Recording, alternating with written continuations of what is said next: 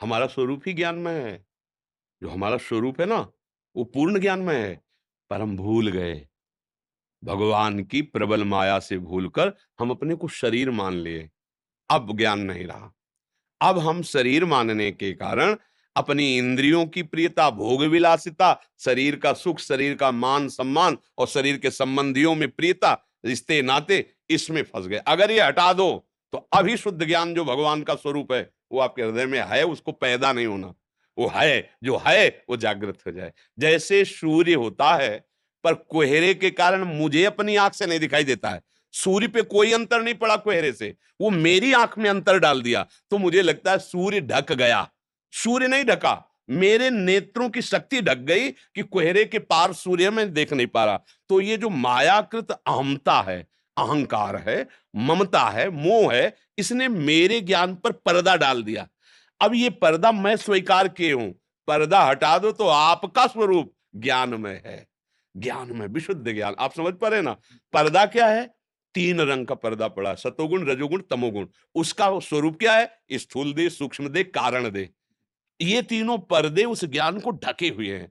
ईमानदारी से देखो, अभी हम अपनापन इस पे किए हैं, इस ढांचे पे किए हैं, और जानते हो ढांचा मरने वाला, छूटने वाला, ये हमारा स्वरूप है नहीं, पर मानते हम इसी को हैं। कुछ जानकारी और संपूर्ण मान्यता इसकी, इसलिए शुद्ध ज्ञान नहीं, फिर अज्ञानी कहा जाता है। और अभी इसको हटा पाओ तुम केवल अहमता ममता को, फिर देखो संपूर्ण ज्ञान आपके हृदय में प्रकाशित हो जाएगा। संपूर्ण ज्ञान, आप हैं ज्ञानी। शुद्ध ज्ञान आपके अंदर है, ढक गया है कोहरे की तरह अज्ञान के कारण। तो गुरुवाणी का आश्रय लो, वो आपके अंदर के अज्ञान कोहरे को हटाएगी, तो आपको खुद समझ में आ जाएगा वही निर्विकार सच्चिदानंद एक यहां बैठा हुआ है। पूर्णमदः पूर्णमिदं पूर्णात् पूर्णमुदच्यते पूर्णस्य पूर्णमादाय पूर्णमेवावशिष्यते। उस पूर्ण परमात्मा का अंश भी पूर्ण ही है। पूर्ण ज्ञान हमारा स्वरूप है, ये माया से ढका हुआ होने के कारण है। समझ पा रहे आप? जी। कुछ भक्तों ने आपके श्रीमुख से नाम चाहा हमारे। हम तो राधा वल्लभ श्री हरिवंश राधा राधा रटते हैं। आप लोग देख लो, जो गुरु प्रदत्त नाम है, हमारे प्रभु के सब नाम सुख देने वाले। पर एक बात जरूर है, यदि आप मांस में अंडा और मछली और शराब, व्यभिचार, चोरी और जुआ, फिर बात नहीं बनेगी। किसान भी फसल पैदा करने के पहले खेती को तैयार करता है, उसके योग्य बनाता है, फिर जब बोता है तो 40 किलो अगर अनाज डाला तो 100 मन अनाज पैदा होता है। तुम पहले अपने हृदय की आदतों को सुधारने के लिए भजन करो। जहां हृदय की गंदी आदतें सुधरी, तहां आनंद आने लगेगा। जब तक हृदय की गंदी आदतें नहीं सुधारोगे, भगवदानंद नहीं अनुभव में आएगा। तब आप कहोगे कुछ नहीं होता नाम जप करने से, हमने जप के देखा, कुछ नहीं होता इस मंत्र से, हमने करके देखा।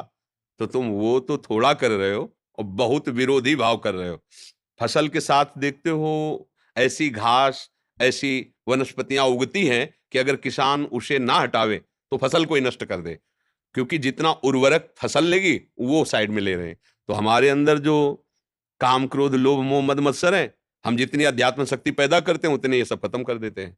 पहले ये घास निकालनी होगी, हमें अपनी फसल से ही हटाना होगा, और फिर फसल देखो तो रास ही लग जाएगी अन्न की।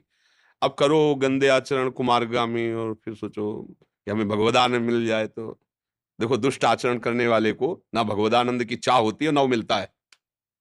जो पे दुष्ट हृदय सोई होई, मोरे सन्मुख आव की सोई। इसलिए गंदे आचरणों का त्याग करो, गंदे आहार का त्याग करो, गंदे लोगों का संग त्याग करो, और नाम जप करो, और सबको सुख पहुंचाने की भावना रखो। अपने आप प्रभु से प्रेम होने लगेगा, क्योंकि सब रूपों में प्रभु ही है, यह अनुभव होने लगेगा।